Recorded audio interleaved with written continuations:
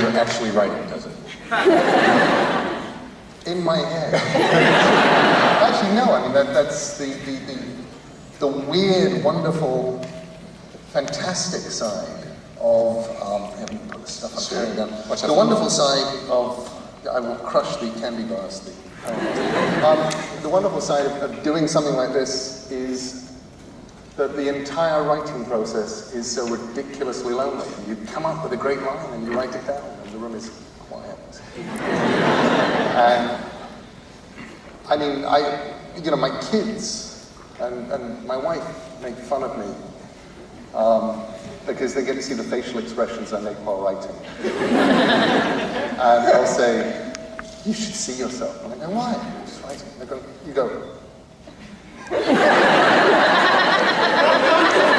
And I'm going, but that was what was happening in the story, so obviously that was but apart from me making strange facial expressions that I can't see, the room is normally quiet and nothing interesting is going on. So there's that wonderful moment for me of reading a line out to an audience that I thought might be funny, or I thought might be shocking, or I thought might, just work.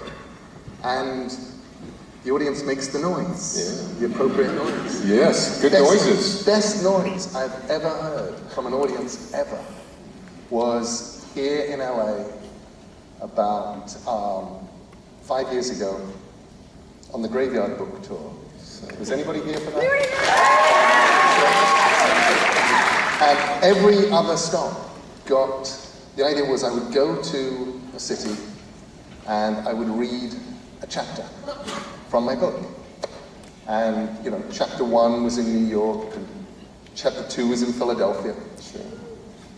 But chapter 7 is twice as long, exactly twice as long as any of the other chapters. So all I did before coming out on stage was I went flip, flip, flip, flip, flip. Okay, it's that many pages, so that's here. And I stopped halfway through and wasn't really even looking. And I said, well, that's a good place to start. At where, I hadn't sort of thought it all through.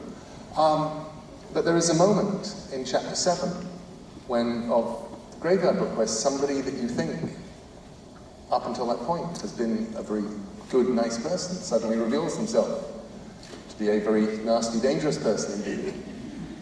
And that was the point. Where that's exactly halfway through. I'll stop there. So I got to that point, and I heard an entire audience go, and then I closed the book. And the entire audience went, oh.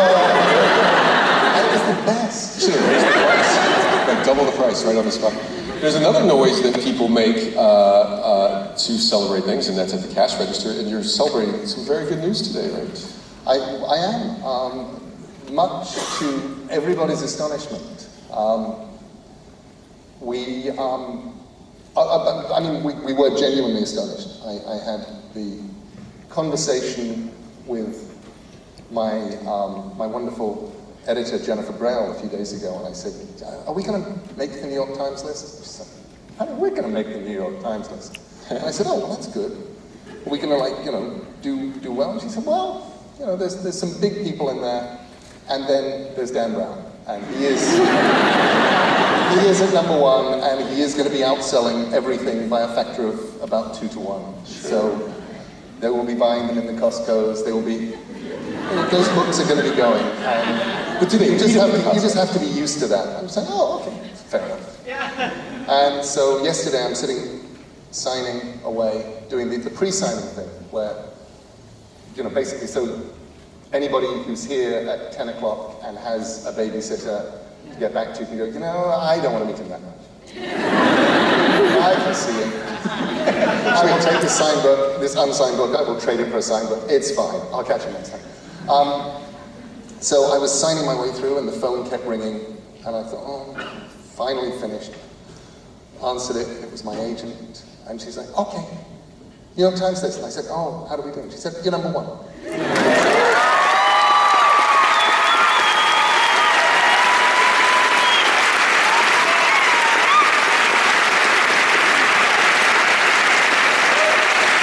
That's good. That's very good. It is wonderful. Yeah. And it seems so incredibly unlikely, and I'm just thrilled. Yeah. So, and it is unlikely. I mean, that's not a book. It's not even a book that should have existed as a book. It just sort of everything else I've done. I at least knew that I was doing. You know, I'd been planning to write a book called The Graveyard Book for about 20 years, and as the years got closer, I was going, okay, and I know the shape of this book, and it's going to be every 2 years, it'll be a set of short stories, it'll be shaped like this, and you know, and I knew that I knew American Gods was going to be the size and shape of a brick. Every time you say American Gods, that's going to happen. It's like a special effect. It was really good. American Gods. So, you know, I knew that was going to happen. Whereas, actually, there's two books that have surprised me. I shouldn't say that it's the only one. This and Coraline have both surprised me, and they were both written for specific people. Coraline, we were talking about this in the Egyptian thingamy last month. Coraline was written for my daughter Holly, and I thought it was going to be about 3,000 words long. It just sort of kept going through time. This was not meant to be a novel, and I'd gone to Florida to work on a number of things. I was planning to write. I had a pilot episode of something to write. I had a Doctor Who script. The thing that became Nightmare in Silver was written there. I had all of the stuff, and I wanted to work on it. And my wife was in Melbourne, Australia, where she was making an album. And I missed her. And I missed her a lot. And she was very gone. She was absolutely making her album. It wasn't like when she's sort of on the road and we call in and we check in and there's long phone calls. She was making her album. And there was very little room for me. She figured that, you know, she was absolutely doing her bit in the relationship by sending me daily texts and saying, I love you, and making an album. And I missed her. So I thought I'll write her a short story. And it was, and I thought, okay, she doesn't really like, this is probably telling tales out of school, she doesn't really like fantasy a lot. Excuse me. But she likes me. And she likes sort of honest stuff. And she likes feelings. I've never really been into doing a lot of feelings in fiction because I'm English. I'm male. And the magical combination of English and male means that, you know, feelings tend to be, I'll do other stuff. Feelings. People say, why don't you do feelings? I go, well, they're implicit in that. But I thought, okay, I'll do a short story for her, and it'll have the stuff that she likes in, and it'll be a sort of little, sort of love letter, missive, letter in a bottle, and I'll finish it and I'll send it off to her while she's making her album. And that was the plan. And so I started writing it, and it chugged along. And somewhere in there, I went, you know, it's not really a short story, it's a novelette. Because they're about 10,000 words, and definitely a novelette. And then after a while, probably another week, I started going, well, it's a novella.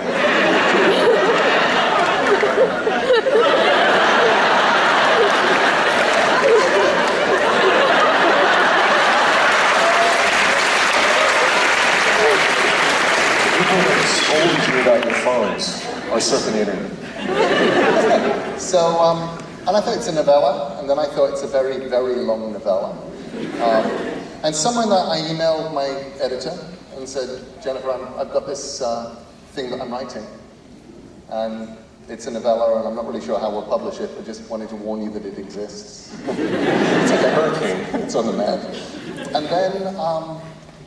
And then the 3 or 4 months had gone by, and I hadn't actually finished the story to send it off to Amanda, because she'd now finished making her album. And she came to Dallas to mix the album, and I flew to Dallas to be with her, and I finished writing the book in a coffee shop in Dallas. And then I started typing it. And that was great, because every night she'd come back exhausted from a long day of mixing the album. And I'd read her what I'd written, what I'd typed out that day. And then in the morning, I'd say to her, okay, so where do you remember up to? And she'd tell me where she fell asleep. And I'd go back before that, and I'd read to the end of the thing. And at the end of our time in Dallas, I'd finished typing the book, and I did a word count. And I sent a very astonished and kind of apologetic email to Jennifer Brell, and I said, I wrote a novel. I didn't mean to, no offense, but there is a novel that now exists that didn't exist before. I hope you don't mind.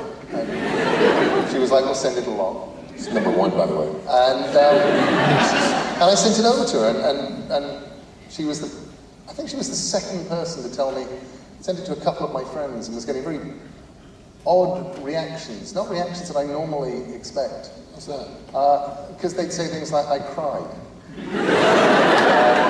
Are these British males? And they'd also email me and say things like, this is the best thing you've ever written. And I'd go, what? Sure. It's an extraordinary book, and the way you describe it, it's almost like we are reading your mail, which is always fascinating. So we all read your mail when you're not around. Maybe, would you want to read some of your mail to the audience? You guys want to hear some mail?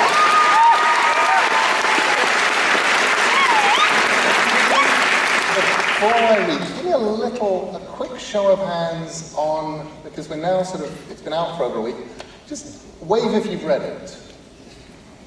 Okay, good. So the people who haven't read this are still way in the majority. So I'll go early.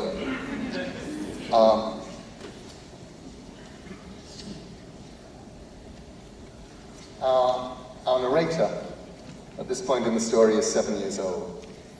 And his bedroom has just been let out by his parents to make money. And he's moved into his sister's bedroom and is rather grumpy about it. And currently, his bedroom is being let out to a South African opal miner. It was the first day of the spring holidays, 3 weeks of no school. I woke early, thrilled by the prospect of endless days to fill however I wished. I would read, I would explore. I pulled on my shorts, my t-shirt, my sandals, and went downstairs to the kitchen. My father was cooking while my mother slept in. He was wearing his dressing gown over his pajamas. He often cooked breakfast on Saturdays. I said, Dad, where's my comic? He always bought me a copy of Smash before he drove home from work on Fridays, and I would read it on Saturday mornings. In the back of the car, do you want toast? Yes, I said, but not burnt. My father did not like toasters. He toasted bread under the grill, and usually he burnt it. I went outside into the drive. I looked around. I went back into the house. Dad, where's the car? In the drive. No, it isn't. What? The telephone rang, and my father went out into the hall where the phone was to answer it. I heard him talking to someone. The toast began to smoke under the grill. I got up on a chair and turned the grill off. That was the police, my father said. Someone's reported seeing our car abandoned at the bottom of the lane. I said I hadn't even reported it stolen yet. Right, we can head down now, meet them there. Toast! He pulled the pan out from beneath the grill. The toast was smoking and blackened on one side. Is my comic there, or did they steal it? I don't know. The police didn't mention your comic. My father put peanut butter on the burnt side of each piece of toast, replaced his dressing gown with a coat worn over his pajamas, put on a pair of shoes, and we walked down the lane together.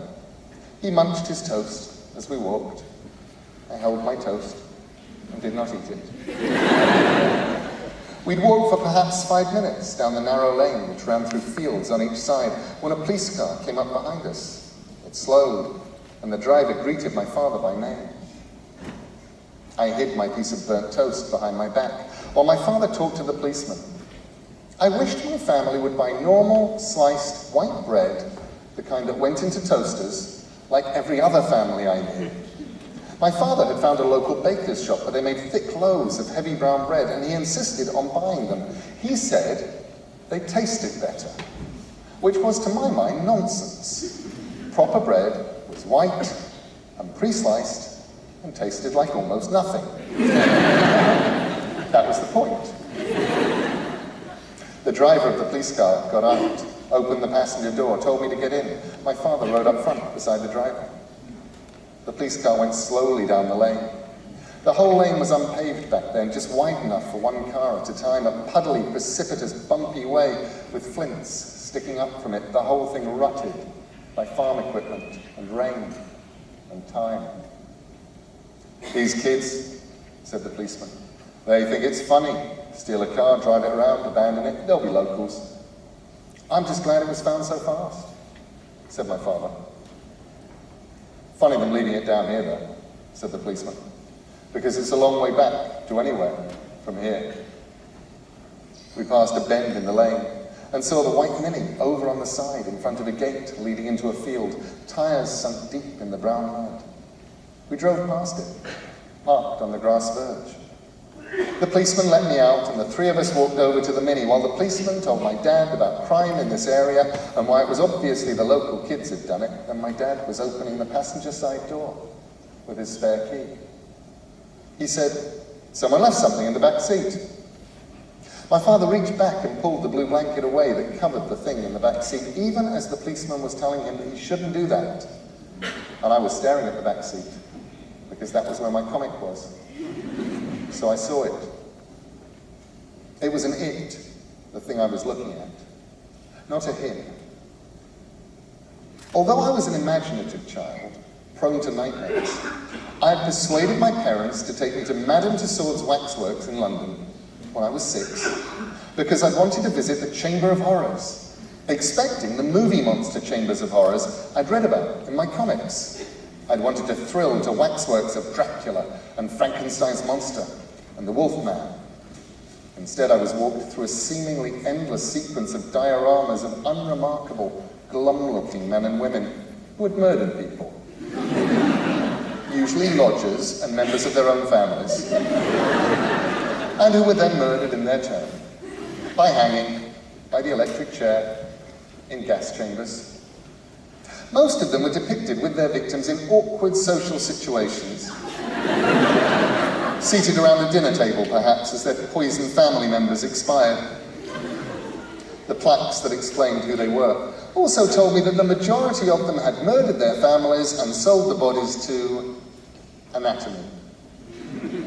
It was then that the word anatomy garnered its own edge of horror for me. I did not know what anatomy was. I knew only that anatomy made people kill their children. The only thing that had kept me from running, screaming from the Chamber of Horrors as I was led around it was that none of the waxworks had looked fully convincing. They could not truly look dead because they did not ever look alive. The thing in the back seat that had been covered by the blue blanket, I knew that blanket. It was the one that had been in my old bedroom on the shelf for when it got cold. It was not convincing either. It looked a little like the opal miner, but it was dressed in a black suit with a white ruffled shirt and a black bow tie. Its hair was slicked back and artificially shiny. Its eyes were staring, its lips were bluish, but its skin was very red. It looked like a parody of health. There was no gold chain around its neck. I could see underneath it crumpled and bent, my copy of Smash, with Batman looking just as he did on the television, on the cover. I don't remember who said what then, just that they made me stand away from the Mini. I crossed the road, and I stood there on my own while the policeman talked to my father and wrote things down in a notebook. I stared at the Mini. A length of green garden hose ran from the exhaust pipe up to the driver's window. There was thick brown mud all over the exhaust, holding the hose pipe in place. Nobody was watching me. I took a bite of my toast. It was burnt and cold. At home, my father ate all the most burnt pieces of toast. Yum, he'd say, and charcoal, good for you, and burnt toast, my favourite, and he'd eat it all up.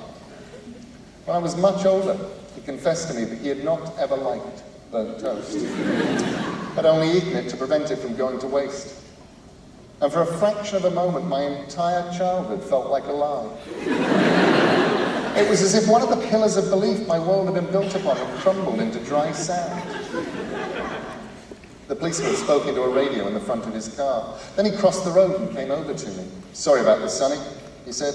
"There's going to be a few more cars coming down this road in a minute. We should find you somewhere to wait where you won't be in the way. Would you like to sit in the back of my car again?" I shook my head. I didn't want to sit there again.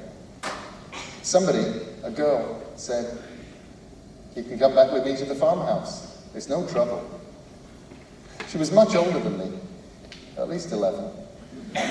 Her red-brown hair was worn relatively short for a girl, and her nose was stubbed. She was freckled. She wore a red skirt. Girls didn't wear jeans much back then, not in those parts. She had a soft Sussex accent and sharp grey-blue eyes. The girl went with the policeman over to my father, and she got permission to take me away, and then I was walking down the lane with her. I said, "There is a dead man in our car." "That's why he came down here," she told me. "The end of the road. Nobody's going to find him and stop him around here at 3 o'clock in the morning. And the mud there is wet and easy to mould." "Do you think he killed himself?" "Yes." "Do you like milk?" "Gran's milking Bessie now." I said, "You mean real milk from a cow?" And then felt foolish. But she nodded reassuringly. I thought about this. I'd never had milk that didn't come from a bottle. I think I'd like that.